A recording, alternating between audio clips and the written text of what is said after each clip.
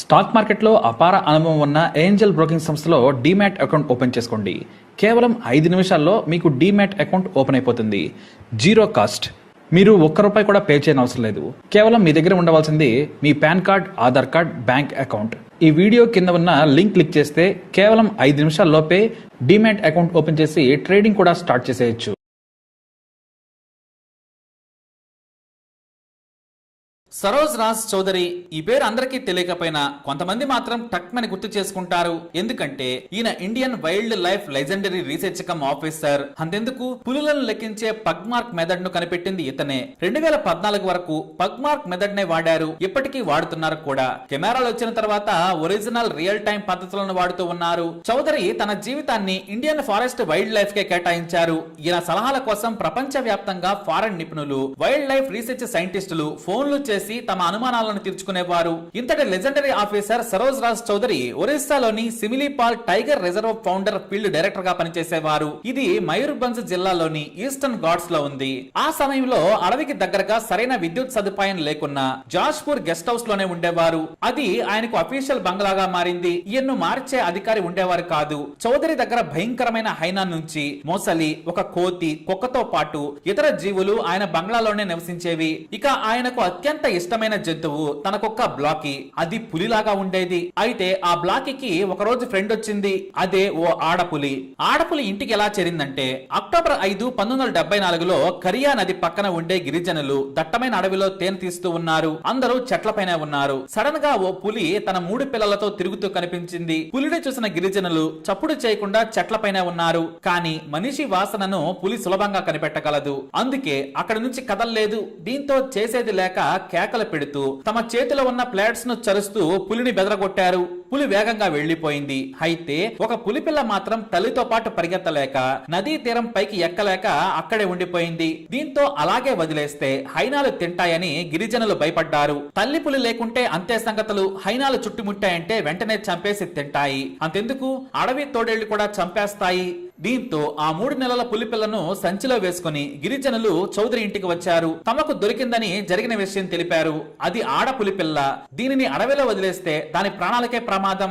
ఏం చేయాలని ఆలోచించి తన దగ్గరే ఉంచుకున్నారు ఆయన.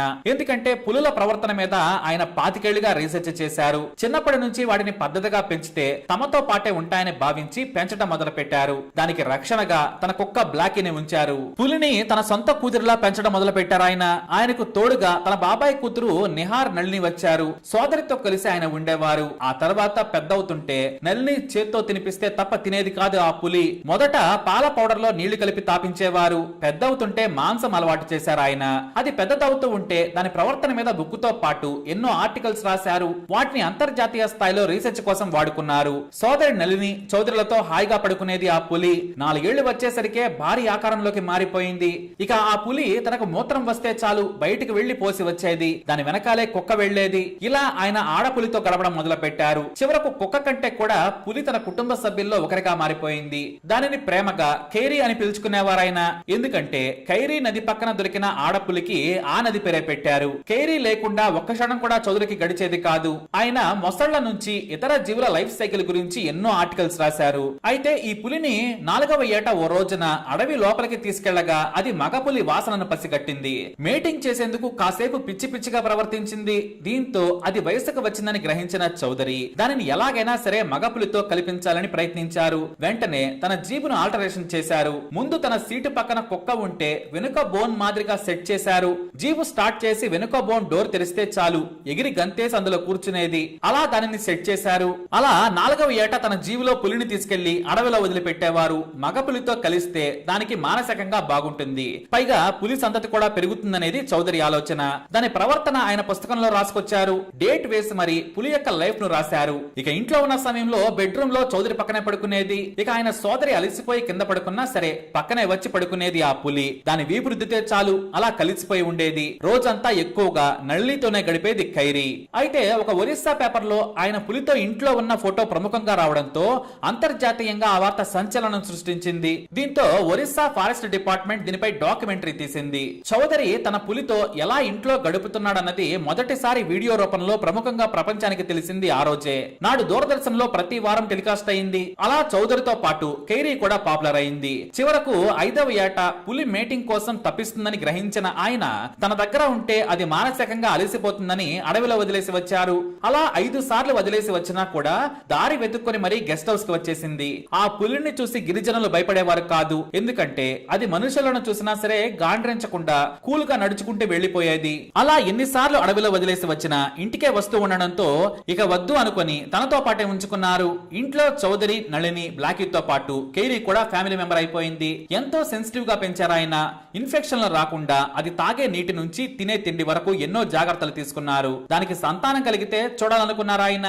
దానిని వీడియో రూపంలో, పుస్తక రూపంలో, మేటింగ్ నుంచి కప్స్ డెలివరీ వరకు నిక్షిప్తం చేయాలనుకున్నా కుదరలేదు. కైరీని చూసేందుకు ఆయన కుటుంబ సభ్యులు వచ్చిన ఒక్క రోజు కంటే ఎక్కువగా బంగ్లాలో ఉండేవారు కాదట.